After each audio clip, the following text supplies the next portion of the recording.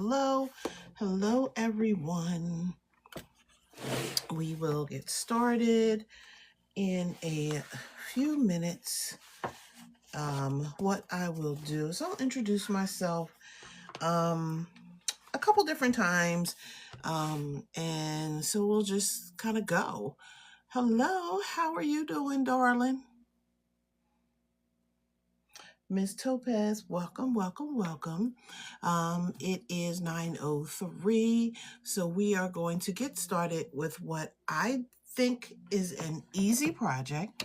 Need to check my thread to make sure that I have enough, but we will wind a bobbin if needed. I also have tons of bobbins. Yeah. So I'll talk a little bit about my scrap piles. And then we'll get started. So for the month of January, I worked on quilts or quilt projects that used up half square triangles or patchwork, mainly with the 4-patch or for the 9-patch. Given that, we made a couple simple and easy projects that, hey, Armina, thank you, darling, for getting your Daily Heart Me. We worked on simple projects that you could create with your machine that revolved around those half square triangles or those patchwork projects or those patchwork squares. So what we're going to do today is do another simple project, and we can make this as easy as you would want to, if we want to call it that, or we can make this as difficult as you want to. And what I mean by easy or difficult is just your thinking, because some people will find some things easy and some people will say that the basic stuff isn't easy, but that's totally up to you to decide what your comfort level is. I made 2 different mug rugs, and this mug rug that I did not get the name of the pattern for because that was too much like right. So I'll tell you in a second who the mug rug is by, because I did forget to get the name of the pattern. But the mug rug is a very simple and easy mug rug. You can find a ton of heart-shaped mug rugs that will be on the internet. And you can just look them up and decide like which one you want to make. And I want to say this is by Jacqueline Steves, if I'm not mistaken. But I love it because what this does is it shares quite a few different techniques in here that you can use when making a mug rug. And yes, it's Jacqueline Steves. This is a Valentine's mug rug. Okay, so we'll get that straight there. I did change her pattern just a little bit because it's your project and it's made the way that you want to make it. So what I did was, this pattern called for the checks on this side. Here is the patchwork over here. And then it called for a regular piece over here. And then we appliqued a heart on it. Some people would say that the applique heart is the hardest thing to do. That's up to you. But you don't have to do an applique heart. This can be plain, or you could use a piece of fabric that has a design in it, and that would take away from the fact that you would need to applique. So that's what I mean by it could be from easy to hard. What I also did with this one was I decided that I didn't want to do binding. I think that it's a little bit more tedious, if you will, to do binding. There's nothing wrong with it, but it was easier to quilt this, then add a back to it, and then like a pillowcase, and then I was done. This one, I did add the binding to it. So you can see the difference between the two, right? It's the same thing. The only difference is here is the quilting and the fact that I use a binding to go around the edges. So it's up to you. I think both of these are just as cute. Either way, it doesn't make a difference. Hey, RV. But I think that they come out cute either way, depending on what your abilities are. I think this is the easier way for people that are intimidated by binding. I think that this looks a little different depending on what you want. Hey, Loria. This looks a little, you know, you threw me off there for a minute. I was like, look, I better be doing those mug rugs when I come in. So this gives it a different look. So it's up to you whether you want it this way or this way. So what I will say is that these mug rugs are cute for what you want to use them for, but these also help you to practice the skills that you would need for a bigger quilt. So this easily in a bigger size could be a table runner. In a bigger size, this could be the front of a bag. In a bigger size, this could be a wall hanging, and an even bigger size, this could be a quilt or the beginnings of a quilt. This could be several of the blocks that are in a quilt. So you could make this whatever you want, but it gives you that opportunity to practice. It gives me an opportunity to practice my lines. If I'm just doing straight stitching, I could do them in the opposite direction for check, but this gives me the chance to practice this and get used to having my hands and arms and shoulders relaxed as I'm doing the quilting. This is free motion quilting, so it gives me the opportunity to practice my free motion quilting as I go along. All this was done on my trusty dusty Husqvarna Viking machine. This is Emerald 116. This is a traditional sewing machine. This is not a quilting machine. So it didn't come with all the things needed to quilt. I bought those things separately. Yes, they could be a panel for a tote HB. So I brought these things. I had to buy all my pieces for it separately in order for me to be able to quilt on it. But you could buy a Quilter's Edition machine. It will come with everything. But just know that you can absolutely use your regular machine to do quilting. Before I bought a long arm, or before I bought a machine that did a lot more functions, this was the one that got me through about 15 years of quilting before I could do anything else. Do I use acrylic templates for the swirls? Nope. This was all done like free motion. That means that I maneuvered the fabric around to create all of these swirls. Now, I do have to set up my machine differently to be able to do that. We'll talk a little bit about that today. Hey, Karen, we'll talk a little bit about that today so that you can see that process. But again, Jacqueline Steve is it's the name of the website where I got the idea from this, but I just saw her picture. I followed the checks for this, which was a really simple design, and we'll do that today. I made my own heart. So I did not follow her heart. She pieced hers together, and I was like, yeah, I'm just going to do a regular heart. So you can make this any way that you would like. And again, it's yours. To me, we call it sometimes hacking. Sometimes we just call it changing the pattern. You make the pattern the way that you want to. Now, I'm not going to use the traditional pinks and whites today for this. I'm going to use some of my Ankara scraps that I have because I have tons of them.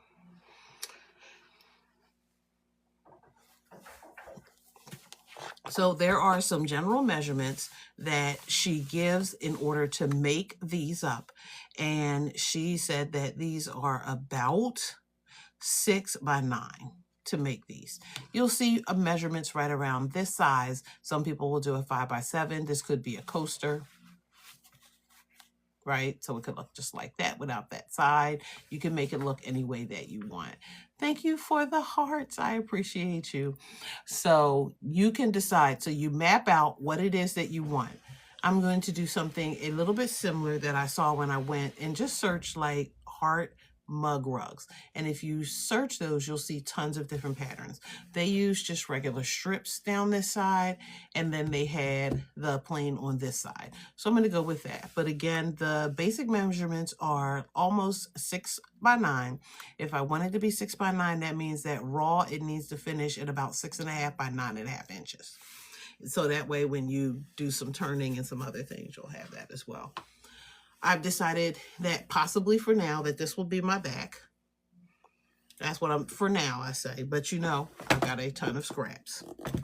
So I need to decide if I'm going to use my white fabric here for this, and then what I want this to look like. So again, I'm going to do my stripes for this side instead of the checks, just to get through the whole process. So we're going to make it a little bit easier today. And if I want this to be at least 6.5 by 9, I need to make sure that this is at least 6.5 going this way. And I want to make sure that I have whatever the width is here. She suggested 1.5 inches. And so we could do 6.5 by 1.5 inches, 3 of them. Remember, I am going to cut out some of this from that 1.5 when I get rid of those edges that are going to be caught in the seam. So this is going to be a little bit smaller than 1.5 finished. So I'm going to go through my scraps, right? And we are going to make some decisions. And one of the things that I really love about making a scrappy project is that I can decide what colors I want to use that will go together, or I can have it as scrappy as I want and nothing has to match. So that is totally up to me. So I'm trying to stay in the family, and I think that I have the perfect match for this. And I could also go with a black if I choose to break this up. But again, it's totally up to me. I have everything in this pile that I would need. And I can even show you another one that I have in mind. I'm going to pull that out for a minute, just so that you can see those scraps. And let's see, we have blues. Maybe I won't do reds, a purple, because I only need 3 strips. Maybe I won't do a red for this one. I got another thing in mind for the red.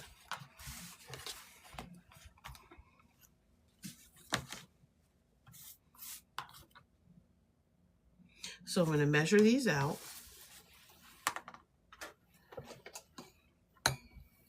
I need at least 1.5, and again, these can be the dimensions that you're using from a pattern, or you can kind of make it up on your own depending on what you see from different patterns online. And again, you just want something that is close enough to whatever it is that you're making. I know I need at least 6.5.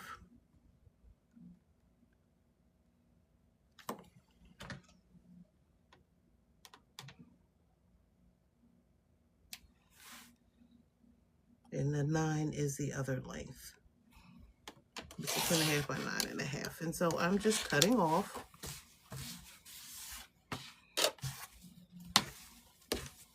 What I need, we'll do black,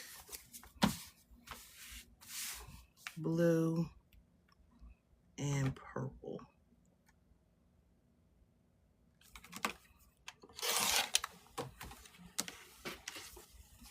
Okay.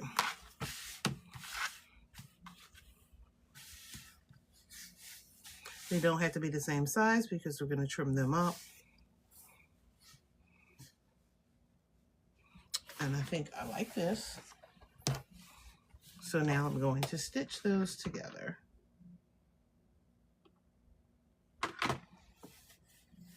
Right sides together. I did do some work yesterday and I switched out my foot. So this is the foot that I am using. This has this little guard right here, and that's what keeps it within the 1/4 inch. So in a way, I cheat. And we don't call it cheating, but I allow the foot to help guide the 1/4 inch rather than me using the guides on the machine or me having to think about it and keep my hand straight.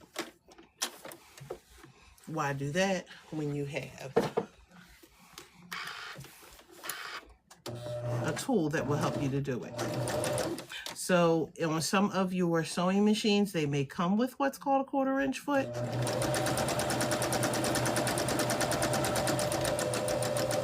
And some of those are newer machines. Some of those are the machines that your quilt shop might recommend as a good quilt, as a good machine to buy because it already comes with the foot. But you can buy the foot. And you can get them from places like Sewing Parts Online, or you can get them from the Zon, so that you have what you need to make your life a little bit easier. So that's one of those great investments when you do quilting that I would recommend. You don't need everything, but sometimes comfort and ease go a long way. So we have stitched a 1/4 inch on either side of the blue, combining the blue, the black, the blue, and the purple. And that's going to sit right here. Good evening. How are you? Yeah, I'm going to switch that one out. But again, one of the things for me for backings, when I decide about any project that I am working on, I think about if you're going to see it or not. So 9 times out of 10, your mug rug is sitting on your table. Your mug is sitting on your table. If you choose to put cookies here or a piece of cake because you choose to use it like a plate, you can set that right here. And nobody is going to see the other side. So if you care if they see the other side, you're going to have something that matches the print or the colors on the front. If you don't care what's on the other side, it could be any sort of scrap fabric that you want. But one of the things that I love about mug rugs, scrap quilting, patchwork quilting, things like that, is it allows you to use up your scraps. I've been talking about this all week. Oops. You're going to pick a team.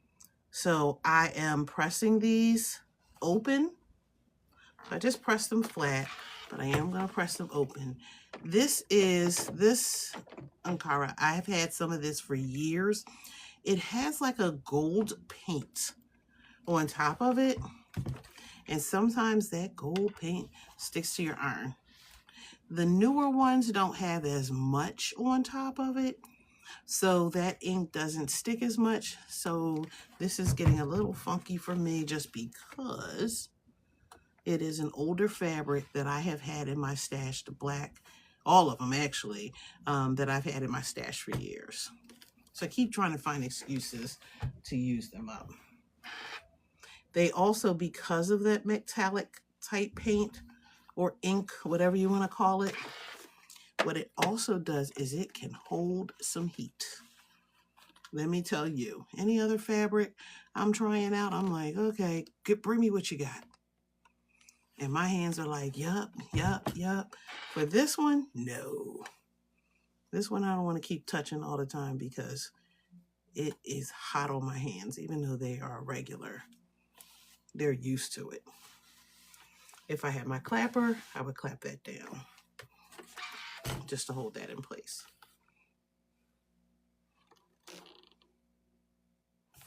Okay. So again, we're just doing this a little bit simpler than it was done for this one, just because I do like to get through those steps. And so that is sitting there proper, like that.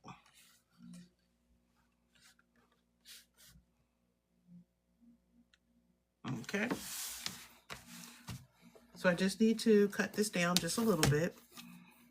And it would be nice if I used the other rulers, but you know, this is the one that I have on hand. This ruler is exactly 6.5. So I'm going to line everything up.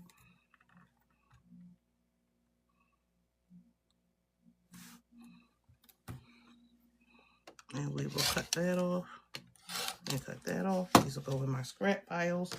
I could keep this if I found a purpose for it. Okay. So again, that looks like that on that side.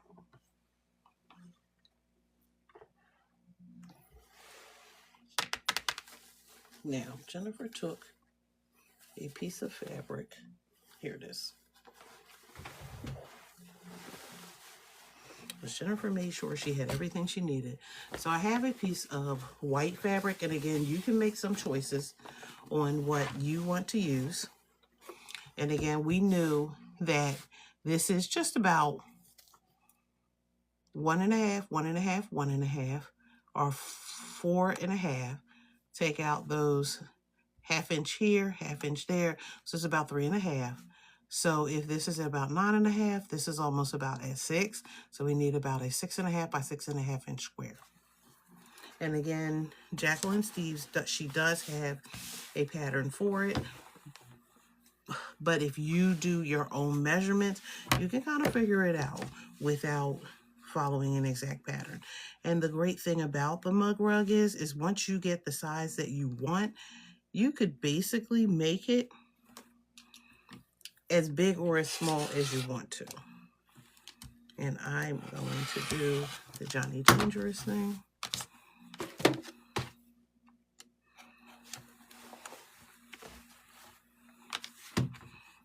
6, 6, 6, 6, 6. Okay.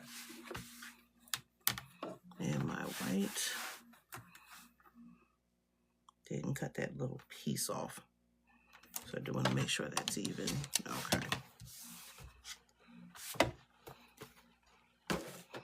So I'll just take this over to the machine, move my mug out of the way.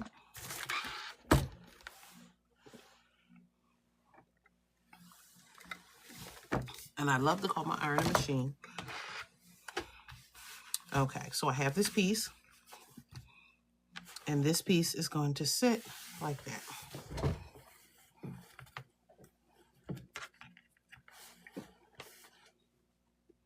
And I still have that little piece there. So now I'm going to take it back to my machine.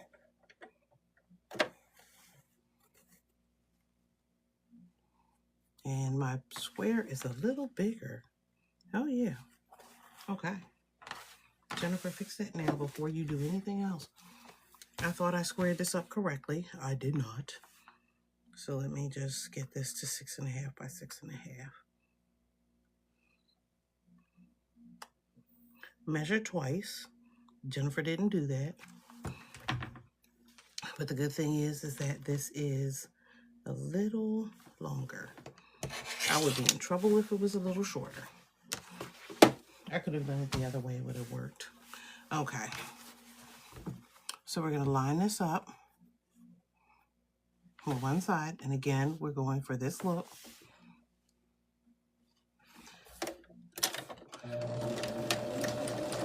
And this is choice. I could take a matching fabric and not use something that has a white background, that is white. So we have this.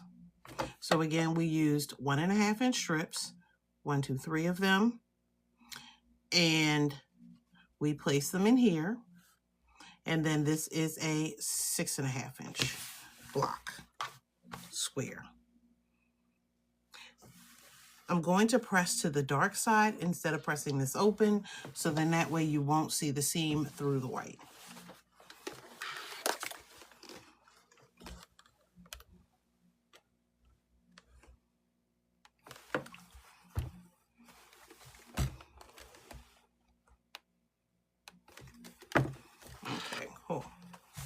Okay, so we have this look.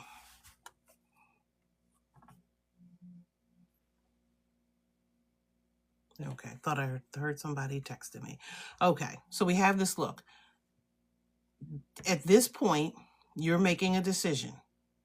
You can decide to stick with the heart theme. Hey, Miss Belinda, you can decide to stick with the heart theme, or you could make something else. The picture is up to you. Where do you get the pictures from? You could use any pattern that the picture would fit inside your square. So you could take a pattern that has a heart, and then you could cut out the heart if that's what you wanted. You could take a pattern and cut out a circle. You could cut out, let's say that since this is African print, I could do a picture of Africa. I could do any picture that I choose to trace and draw or cut freehand to put on this white part. Or I could leave it blank. That's totally up to you. So you're going to make a decision. We're going to stay in theme. As I took my fabric and put it back on the floor, we're going to stay in theme. And we're going to pick something. You could also, while I'm thinking about it, you could fussy cut. And fussy cut means that I could cut out something that is already a design. So let's say, for example, I wanted to use this symbol. If this symbol fit inside of here, which it does, I could cut that out and set that in the center. So I can decide to use a pre-existing picture and put it, but it needs to fit in here. This is just going to fit. If I use it, I'm not using it, but I could fussy cut something out. So if there is a design in your stash that you could use, and I'll show you another one. This one has masks. So I could take one of the masks and cut them out and place that in the center. Of course, I wouldn't want this one because part of its head is cut off. But if I have a mask that's simple enough, depending on your skill level, will depend on if you want to use one of the things that, you know, is a little bit more complex to cut out, or if you want to use something easy. Okay, but I would need something that fits in the space. And again, that's totally up to you. And then I can decide how I want to cut that out. And I am going to pick something that once I cut it, I'm going to commit to it. So I'm just going through the possible choices that I have. I already know what I want, but I'm just going through the possible choices because it's my prerogative to change my mind.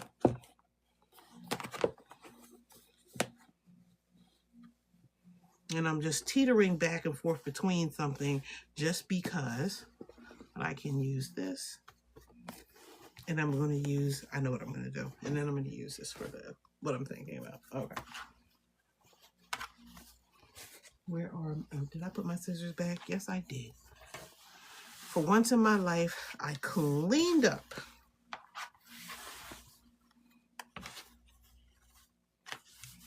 Before I said, usually I don't clean up the night before when I'm prepping the area to make sure that I have enough, everything that I need, so I'm not looking for stuff the same day. Okay. So this is at least as wide.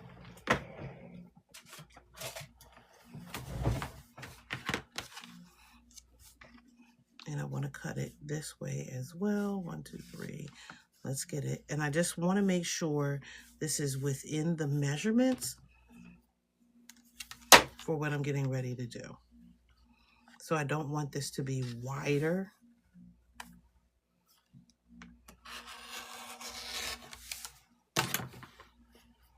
than what I'm working on. Okay.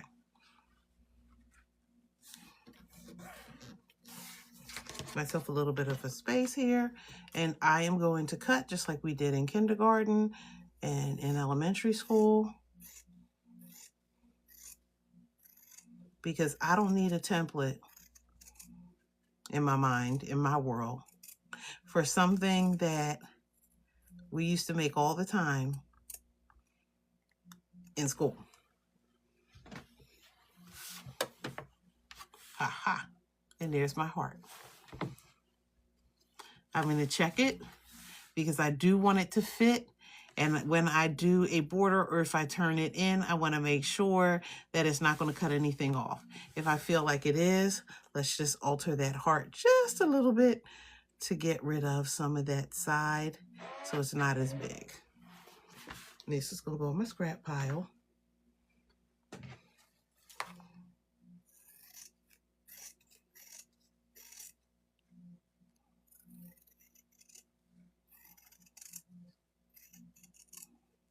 Okay. And I knew I was good with where I was, so this is even better. Okay, and then when I set that there, now I have some room. I have room on each side. I don't have to worry about this side because this is already enclosed inside of the seams are already here, so it's just more this side that I'm worrying about. Hey, Carmen, how are you? Yes, it is a mug rug. Okay. So the great thing about this and a lot of the other quilts sometimes that I will make, I am a person that believes in patterns. I believe that a person is worthy of what they create. And I think that it's important to give people their money when they do something that is, you know, that I didn't have to think about. So even if I copy and change their pattern around, sometimes it's still good to give the person credit for the design, even though I am making this my own. So like I said, there are plenty of patterns on the site. Jacqueline Steve says the one that I am modeling, mimicking, which is here. This is a free pattern. Okay, so we have here. And the great thing is that even if you're like, imagine what this would look like if this was on a back of a jacket like applique or anything like that. So it's not difficult at all to do. Okay, so we have the heart, we have this. You can stitch the heart down on your fabric before you quilt it. You could stitch it down on the fabric after you quilt it. That's up to you. I'm going to change my foot out though in order to quilt this. Well, in order to applique this, because I'd rather have a foot that doesn't have this on here when I do that. And then this also doesn't allow for a zigzag stitch. So I'm going to change this foot out.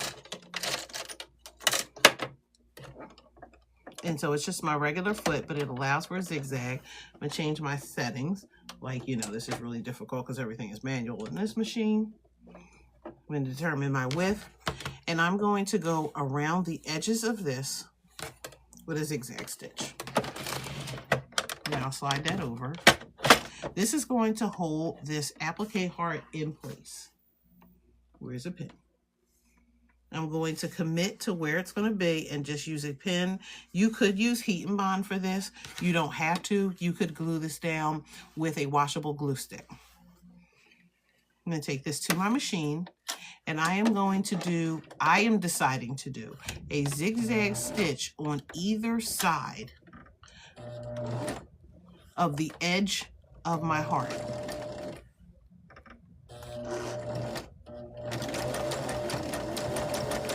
And I'm just going to go all the way around because I want to tack that heart down into place. You could use a zigzag stitch. You could use a satin stitch. A satin stitch takes longer because it looks like a buttonhole, and ain't nobody got no time for all that. It's a mug rug. If I were worried about, like if I were embroidering it onto clothing and I knew I had a lot of stretch and wear and tear, I would absolutely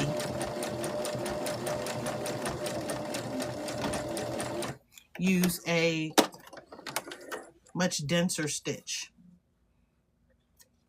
You could use a straight stitch, and I'll tell you the difference in a second. Let me just get that off. Okay. Easily enough, that's applique down on there. I'll bring that in a little closer. Your edges, this is raw edge applique. That means that I did not do anything to these raw edges. I didn't turn them under. I did not do any sort of treating. So I am zigzagging around them to keep them from fraying. So Shamir, a mug rug is exactly, it's a rug for your mug. So it's like a little, it's a bigger coaster. It's bigger than a coaster. It is smaller than a placemat. And, you know, you wouldn't use it for this. So you would use it like for your tea or for your coffee. Some people will take and put like their cookies or their crackers down on the mug rug, and they would have their cookies and their teas or their crackers here versus using a placemat. But it's, like I said, it's like a in between the coaster and a placemat.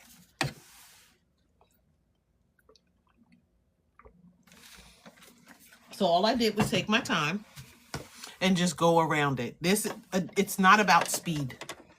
And that's what I'm learning with a lot of the projects that I do. Is not about speed.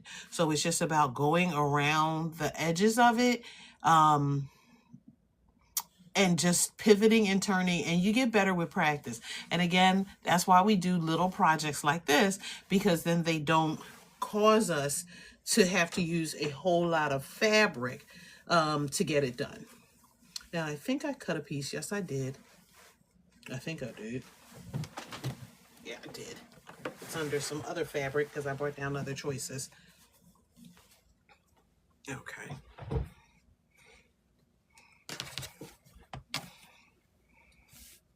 Whatever the size is of your quilt project, and again, I'll refer back and forth between bigger projects and this one because it's the same thing.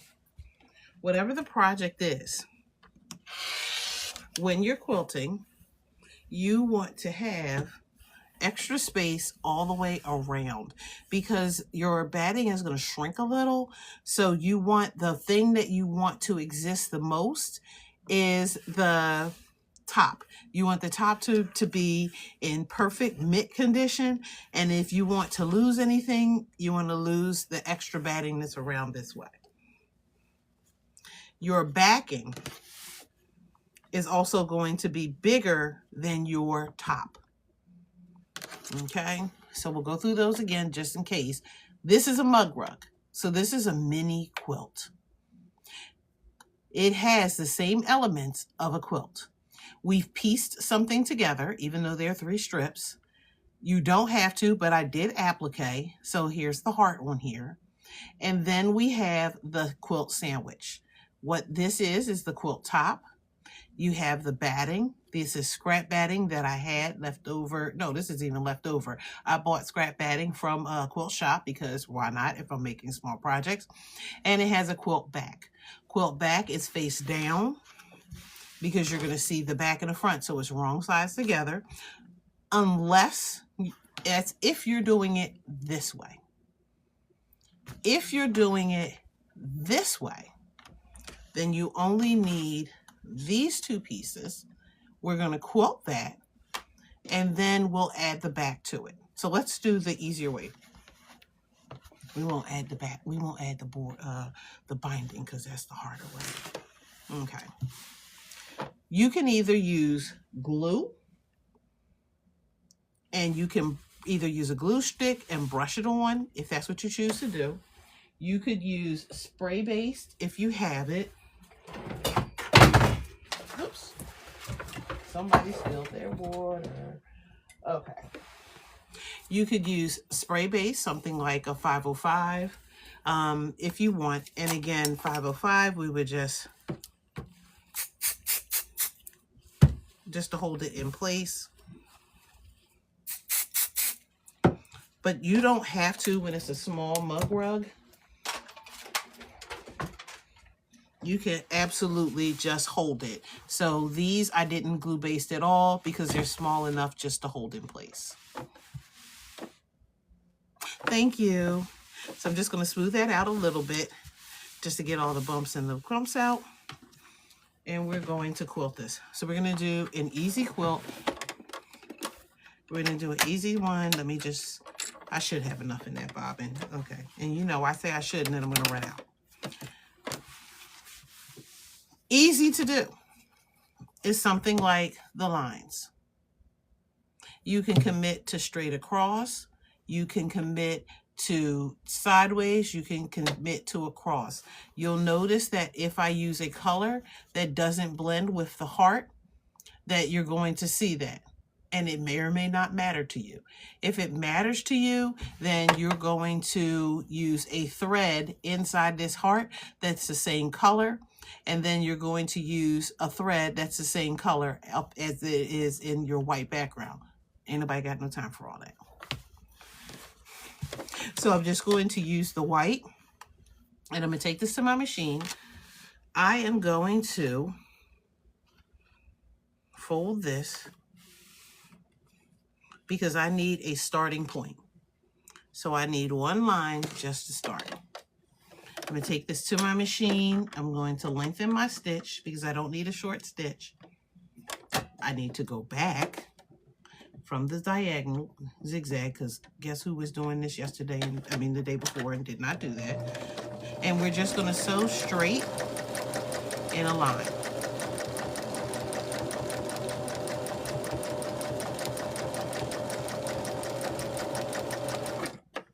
When I get to the end, I'm going to pivot. I'm going to go up just a little bit. I'm going to go up about 2 stitches, it should take me. And I'm using my foot from my sewing machine to be my guide.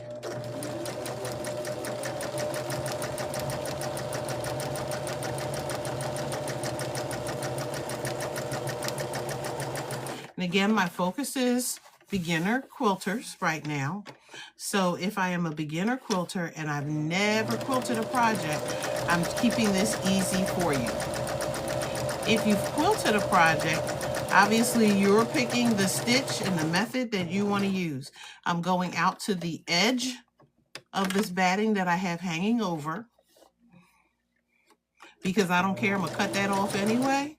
And I can reposition my thread, start again, and I'm just using my foot as a guide along that edge. You could mark this if you like. We're not doing that for a mug rug.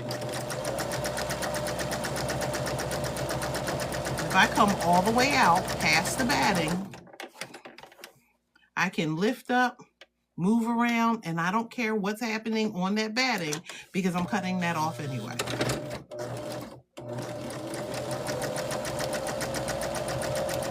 But the whole goal is to quilt this down. And again, we're not adding the back because we're not going to do the binding. So we don't have to add the backing right now. If I were doing the binding, I would have the backing on there. The back of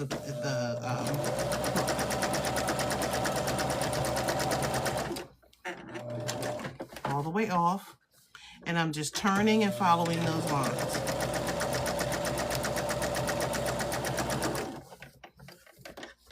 Nobody knows that this is supposed to be perfect or not perfect when you quilt. If you feel some kind of way about it being perfect, you can absolutely draw those lines. If you don't care about it being perfect, you can absolutely do it the way that I'm doing it now. But again, you're practicing. I'm practicing my lines. So I'm not worried about perfection when I am practicing. I'm worried about getting control of my hands. And I'm worried about making sure that I understand how to guide this through the machine more than I care about perfection. This is a great way to practice your quilting techniques. But I am using my foot as a guide. Now this end, because it's close to the purple, I am making sure that when I do this, I am running that white thread in the white background. Out here, it doesn't matter because I'm already in the backing. In the batting. So I have about maybe 7 more rows.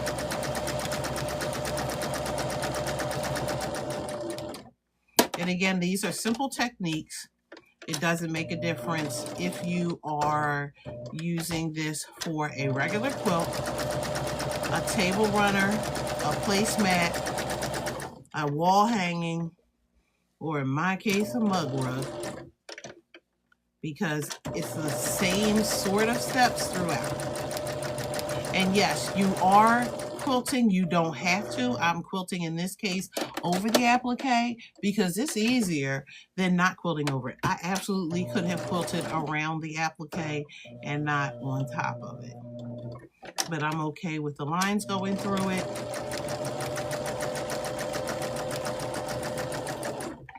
But again, it's your quilting, it's your project. You're going to make some decisions about what this looks like. What's the stitch length? So I have a stitch length of about 3.5 on my machine. I want it loose enough where it's not so tight that if I messed it up, I can't pull it out. But it doesn't have to be tight like you're making a garment, because you're not going to be able to pull the layers apart. You could use, let me see, for my machine, I could go up as high as a 4 on this machine. I could go a little bit higher. I don't want it to look so wide that it looks like a basting stitch.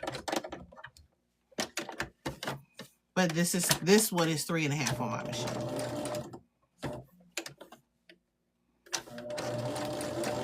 I think on opal, I go to about a 4.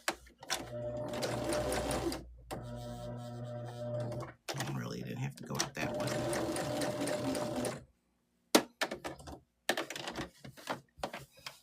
Okay. And mind you, again, for quilters, right? This is my machine. This is my throat space.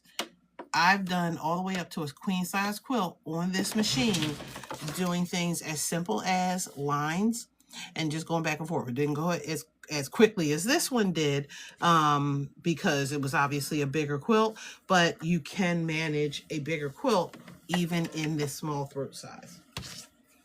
Okay, so you can see there it is. It's done on this side. I didn't want to do the lines on this side. I'm going to do something a little bit differently, but I did want to do the lines out here.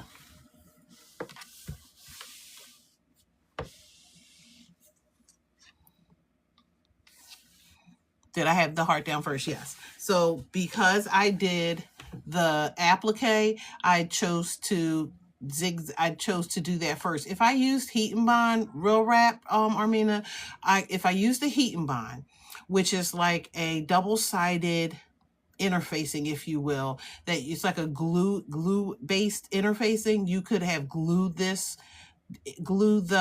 heat and bond to the heart and then glue the heart to the background, and it would have stayed in place. It's not permanent, but what it would do is it would allow me to stitch over each of these.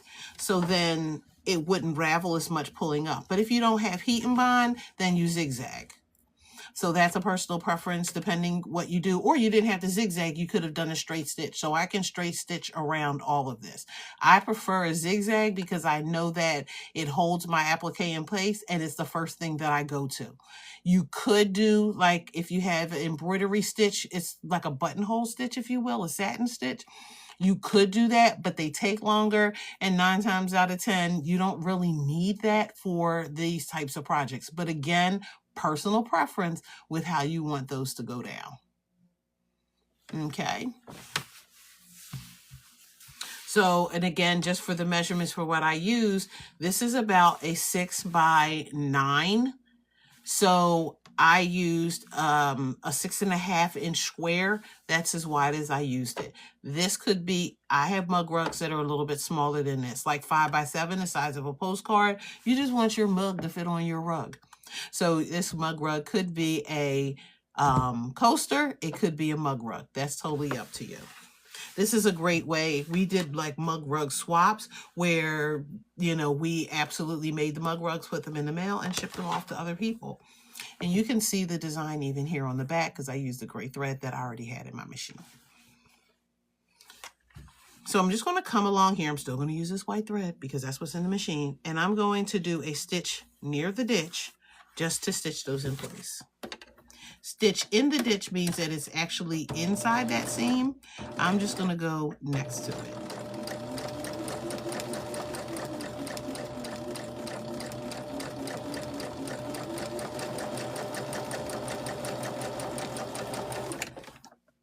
And then I'm going to turn it and go on the other side of that seam. I'm using, again, measurements on my foot to help me determine how far away and how I line up on that seam. So I am not that wonderful where I can keep that straight. I'm using the guides on my foot.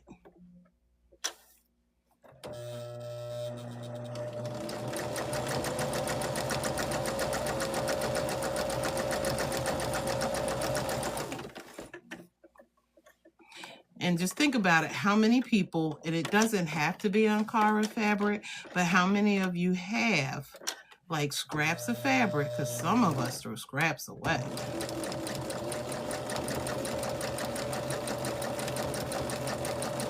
And I like to call these free gifts because you've made something for someone or for yourself using this fabric.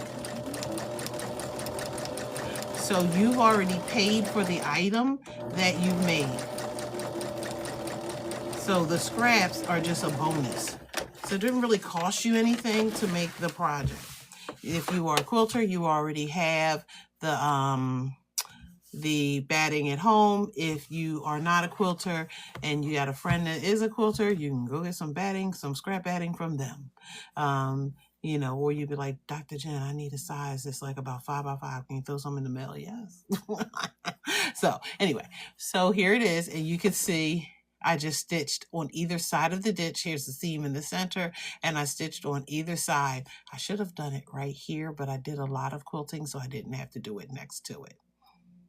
Okay, so everything, hey, Mr. Will, everything is now stitched down. You know, you talk about people that have a whole bunch of scraps and they don't do anything with it, and you notice how they come into your life. But I'm not going to call any names of any people who have all those scraps. I'm going to leave them be. So let me back up just to make sure. This is like a quilt. We didn't do the quilt sandwich method because doing the quilt sandwich method meant I would have had the backing on it, but I'm not going to bind it. Once I have backing or not on this, I need to trim it up. All this excess is going to come off, and I'm going to make sure that everything is nice and neat and lined up all the way around. So I'm going to get rid of the excess. Some of y'all know, y'all, look, I'm on your lives, and y'all talking about throwing away that scrap fabric, and I'm like, y'all can do something with that scrap fabric. Y'all know. Y'all know who y'all are. So I'm just lining it up. Remember, I said that this was 6.5 by 9.5. So the great thing about this is my ruler is 6.5. Now, I do run the risk when you're quilting, especially the more densely you quilt it, that there's a possibility that it may be a little shorter than 6.5, which is why sometimes we start a little higher. And I'm going to show you right where, because that lined up, but you can see it right here where it is a little shy of 6.5. So I'm going to take this down just a little bit, just to get rid of some of that excess, because I know that it's not going to catch when I turn it under. So I got to line everything up. And it only did it, believe it or not, on the white side. Nothing else did it on the other side. Imagine that. Okay, cool. We got it. And then let's take this and we're going to line the bottom up. So we're just using our ruler, and this is why we justify having a gazillion rulers, because they each serve our purpose. But we're lining everything up, getting it nice and even down at the bottom, and making sure on that other side that we see enough of our fabric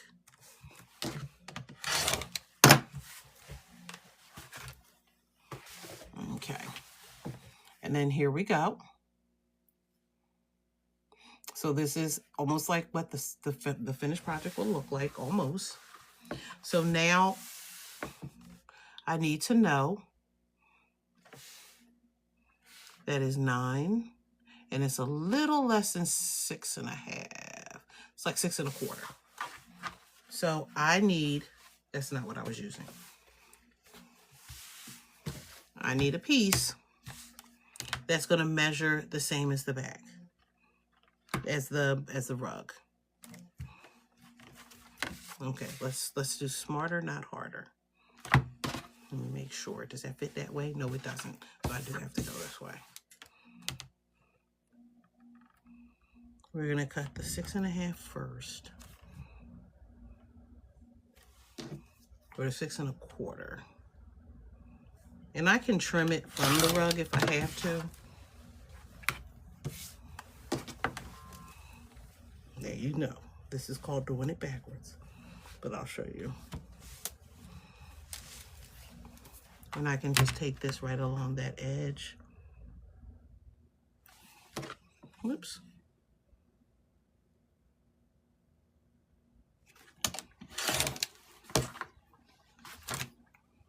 Okay.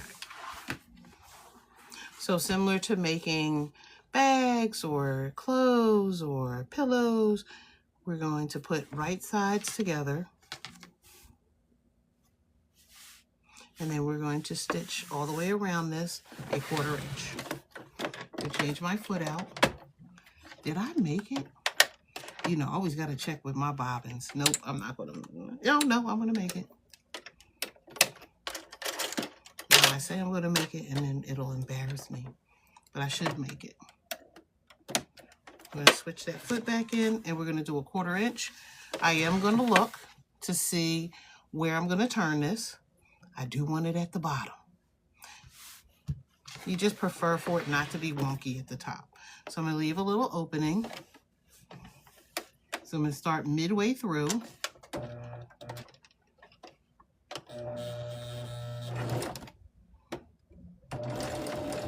Do a little bit of a back stitch, because you know when you turn anything inside out, when you birth it, so people call it, it sometimes will break your stitches, so you do want to make sure. Get right to that end at a 1/4 inch. We're going to leave the needle down, pivot, turn. Most people might use clips and pins. Not I. Pivot, turn. Sometimes when you're going through a lot of layers, your machine may want to push your fabric back towards you. And if it does that, sometimes that's why it's important to use a walking foot. A walking foot will help, or they call it an even feed foot. It will help you. I don't like the way I did that other end. It will help you to get even feed on the top and the bottom so that it won't push your fabric at different rates. Because right now, my feed dogs on my machine are pushing my, or pulling my bottom fabric faster than sometimes the top will, because sometimes the fabric doesn't ride as nicely as we would like it to with that foot, depending on the foot. So some people will get a Teflon foot, so it gives a better even feed. And then, like I said, some people will use a walking foot. I don't like, I pivoted too much on this side, I think. No, I didn't. I said, no, I didn't. I have to look at it from this side. The feed was off a little bit, so I did want to check that. We're going to reduce the bulk before we turn it. And we're going to slim it up right near the edge. We're going to cut the corner and then slim it up against this edge. And you don't need to take a lot off, but you just want to cut some of that bulk so that when you turn it, you don't have a lot of bulk in those corners.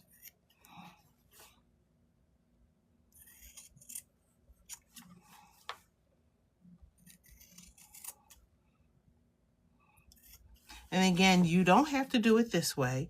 You absolutely could do this the traditional way and use binding, but why use binding if you don't have to? Especially for a mug rug. Because sometimes, I'm telling you, this, when I had to turn this edge under to get that look, oh, let me tell you, that was some work. I was like, why am I working this hard for something that's going to be sitting on the table and somebody's going to spill something on it like cherry juice and I'm going to be mad? What angle did I use? So it was about a 45-degree angle that I used to stitch it, but I just kind of like folded it in half and then stitched it from there. Binding is like, I don't have a problem with binding, but again, if I'm a new quilter, right, or new to quilting, binding can be a lot. But I do think, right, this, I like that look. Even though I love this, I like this look better. So I prefer the binding, but it's not going to matter unless it matters to you. I'm just turning my corners under before I turn this all the way in and out. That's just the way I do it.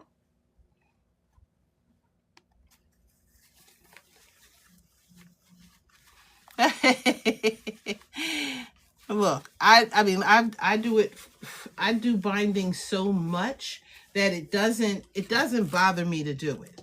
And I keep pieces like this because I was saying if I decided to bind, let me bring down some of these and I will, when I make a quilt, the leftovers are used for projects, scrappy projects like this. So I will absolutely have binding already set aside that will work on projects. I was actually had some black binding upstairs and I said to myself, girl, that looks like enough for a mini quilt. You better act like you know and save that for something because you'll be sitting there mad at yourself that you don't have it later. So I, found the scrap one that I had. Usually when I make binding, I will make enough of it to make sure that there's enough for the project. And then whatever's left over, like I said, I can use them for, like, even the insides of bags. So even my bag people that are on, when I make, when we have to decide that we're going to leave that edge raw in there and we're going to add binding to it, I'll have this because nobody's going to see it anyway. And so if I can find something that matches the inside of it that I can use, I'm absolutely going to use this. You can get these chopsticks. I got these because I use them for another project, but I keep them around to help me with my turning. I do have point turners and other things like that. Okay. Now, you had one needle. All you had to do, I'm sorry, one pin. You had 2 pins. All you had to do was keep up with 2 pins. Okay.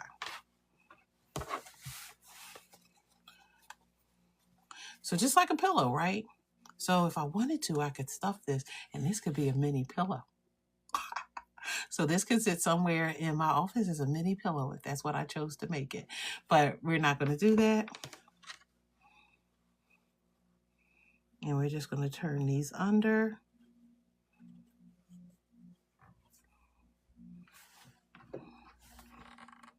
And I'm just going to pin that so that I can press it.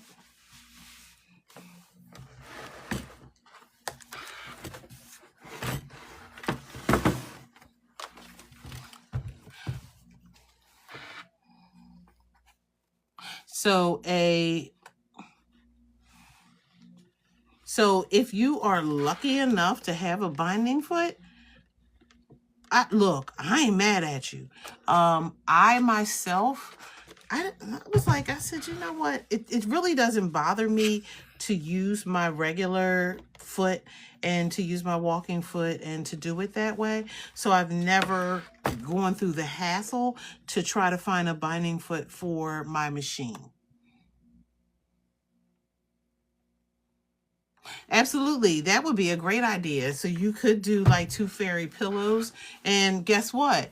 You could have a tooth applique. So if you were making two fairy pillows out of this, you could absolutely make an applique. Lori, I'm waiting for you. I am going to wait. You know I'm going to be over there talking about, Lori, when you making that mug rug, when you tagging me. You know I'm coming for you, right?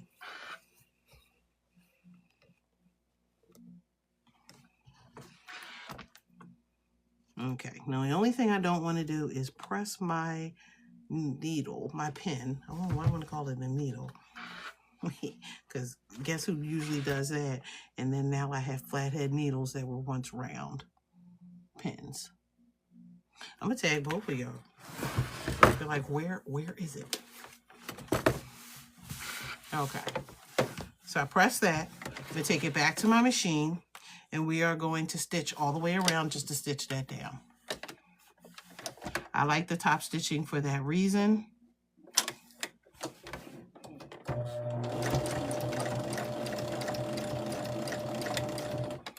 And again, I'm in no rush to get around this so that I can try to get this as straight as I possibly can. At about 1/8 of an inch. Now it wants to stick to some of my stitches are getting caught in that foot, which is what's causing me to stop and to start again. I want to get right to that edge. Got it. Because if you had a machine that did something more than this one, it would do the needle down.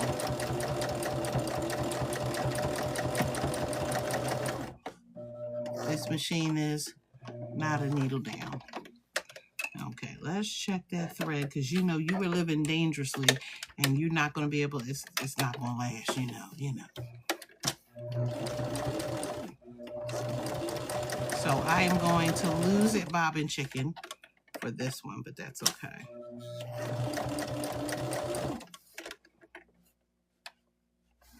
Yep. I thought I was going to lose a bobbin chicken. Okay. So we'll take this out and switch this real quick. And again, when I'm working on my scrappy projects, I have plenty of bobbins that I can use. And if the colors match, they work for me. I have enough of grays to choke a horse, so it's not a problem. But if I would have chose something else, I would have chose a color that matched that bobbin, that bottom. We just have to get around these other two sides and then we'll be done.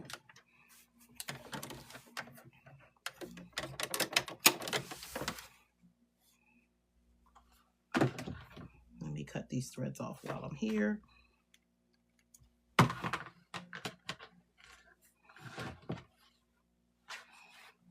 And we'll cut that one right there. Okay, good. And then we'll start this from here. And since it's in the corner, I'll do a little bit of a back stitch.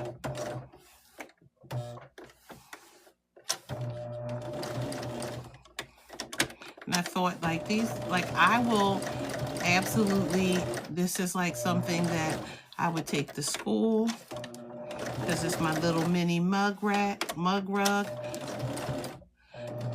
And my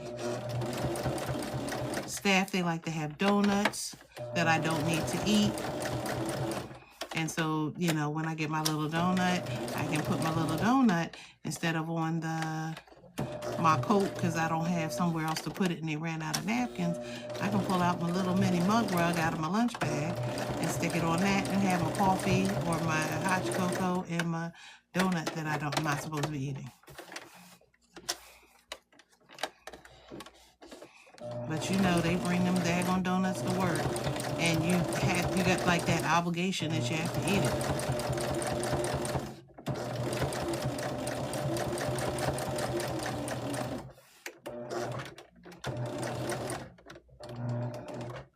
I hate when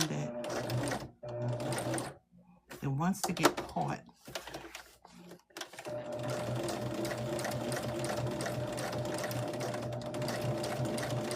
Back it up, and forward. Okay, cool. We'll snip this, snip that. We'll snip this, snip that.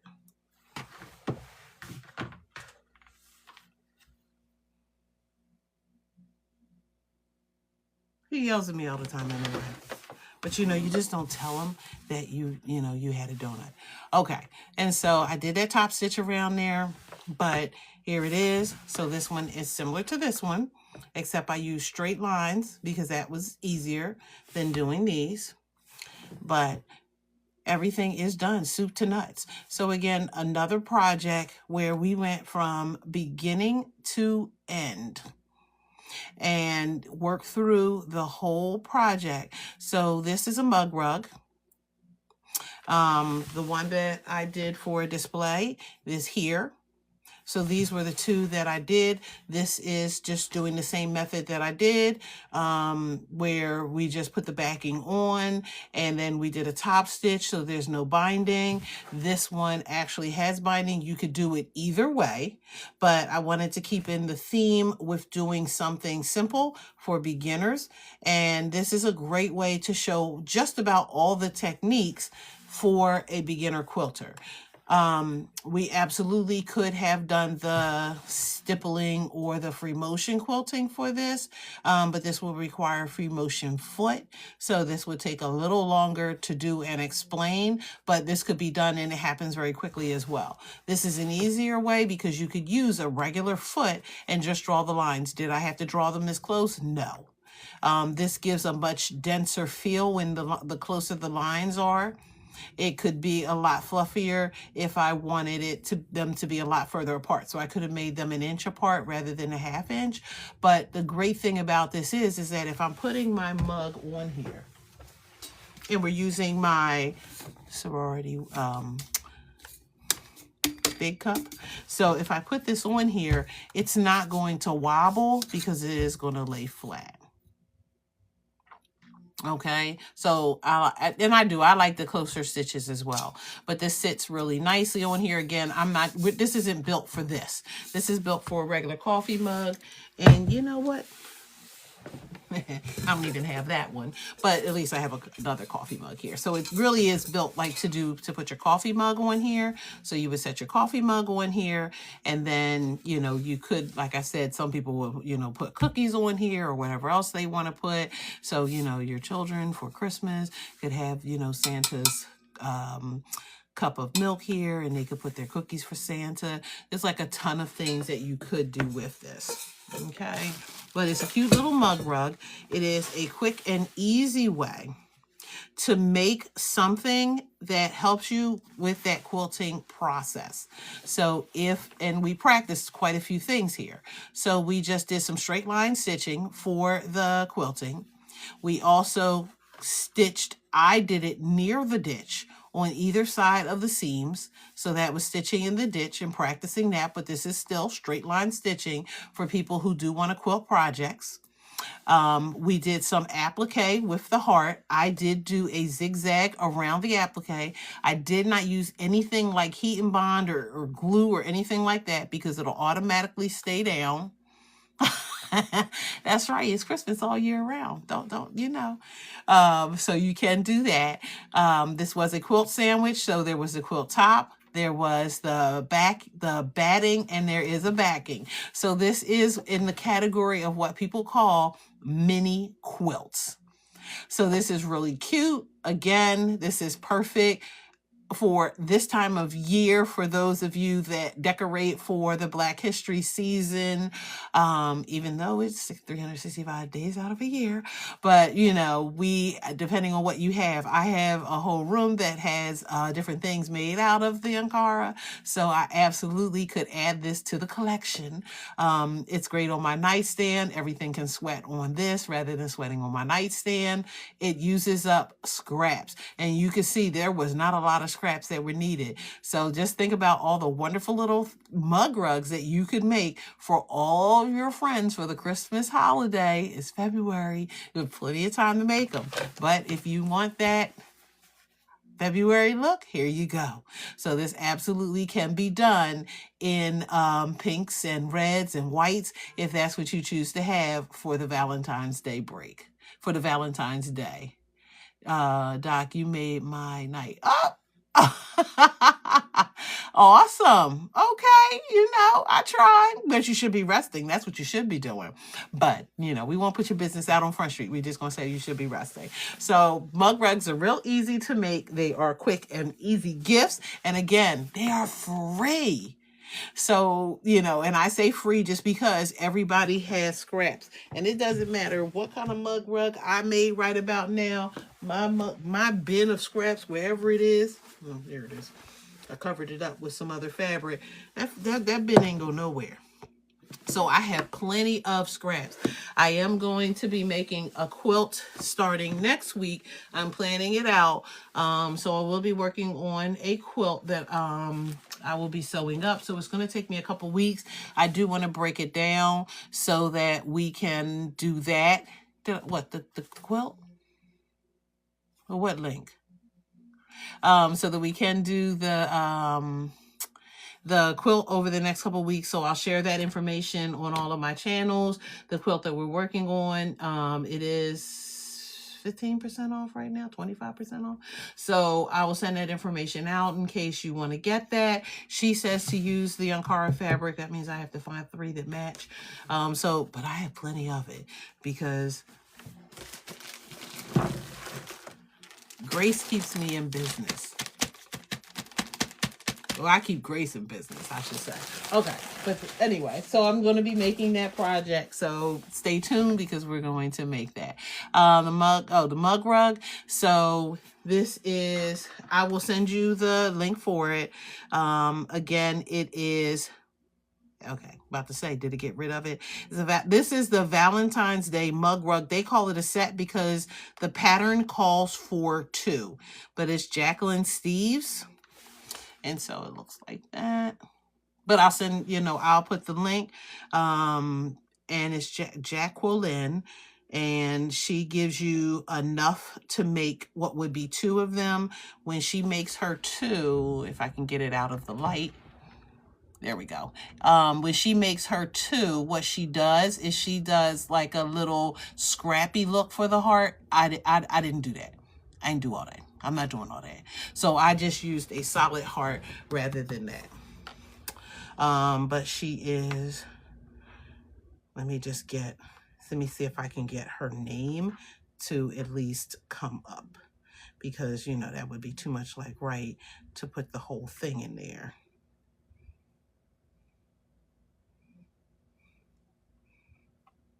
Copy. But you could look up mug rug Valentine's and that will come up as well. But she's a free pattern that you can use in that. Okay, so that's the person there. And again, if you search for her and you do the Valentine's mug rug, you'll get this. She gives you the dimensions for how to do the patch here. But again, if you go and you just search Valentine's mug rugs, you will see like a YouTube for this, and they use strips. And so I was like, yeah, I'd rather do the strips today. So I did the strips like this for this one opposed to this. So you're going to make a decision what you want it to look like. Just use her dimensions, right? Because if you use her dimensions, then it'll give you this size. and then you just go from there. And like I said, this was just a 6.5. I cut my own heart out. I did not bother to use her cutout, because why print out a heart that for years, every Valentine's Day in elementary school, we cut out hearts. So we already know how to cut out a heart. You fold the paper in half and you cut out the heart. So easily enough, you can do that on your own and you don't have to follow hers. But if you can't cut out hearts because that's not your thing, then you can absolutely use a template. Or you could just use any heart. My suggestion is that if you are going to do any other sort of picture, up to you, because I could use the letter J and put that in here for Jennifer. And then for my brother, put the letter C for Christopher. I could do a whole bunch of them with my family initials in the centers of them. You can go and get, you can blow up the letters, any size font, make sure that they're 6 inches tall and however wide. And then you can just cut those out and use letters. Remember to do them in reverse, because, if you're going to draw on the back, because then when you flip it over, it'll be reversed. But you could do that. You could use black and white clip art. Clip art is a favorite one of mine whenever I am doing applique. But keep it simple to start, and then you build from there. But it could be any applique that you want to use. That's one of the things that I love about doing applique, is that you can use clip art and you don't have to pay for that. So you can make it any size or any shape that you want. Okay? But again, thank you everyone for joining me today. I was like, dude, this is going to be easy, because then the next quilt is going to take me out. So we are going to work on a quilt by an African-American designer, Sugarstone. She has some new quilts out this month, so I am featuring her. I am probably going to do another one this month. We're going to see. So I might fit into, we'll see, but we're going to see how Sugarstone goes. So I did her quilt last month, the stars, the 3 stars. I did that one last month. So I'm going to feature this one this month for her in that. And I'm going to use my Ankara from Grace, because yes, I love anything but a challenge. And I said, since, the garment people had to have their little challenge with using one machine for everything, I was like, for real, y'all left me out. But that's okay, because I don't want to use one machine to quilt it. So, sometimes you just have to bow aside and say that there's some things that are just not for you. But thank you again for joining me this evening. Thank you, RV, for always being supportive, and everyone else who joins the lives. Thank you for those people who have joined the lives. Thank you for those people that have gotten their daily heart me's, who have sent the hearts. Thank you for everyone who continues to support me on these lives. I absolutely and truly appreciate everyone. Again, as always, oh my God, thank you, Carmen. Thank you for the hand hearts. Anybody, again, if you send me something in the inboxes, I am thinking about those things that I am planning to do. I got plenty of fabric, y'all. Plenty of fabric. So since I have plenty of fabric, I have plenty of things that I could make.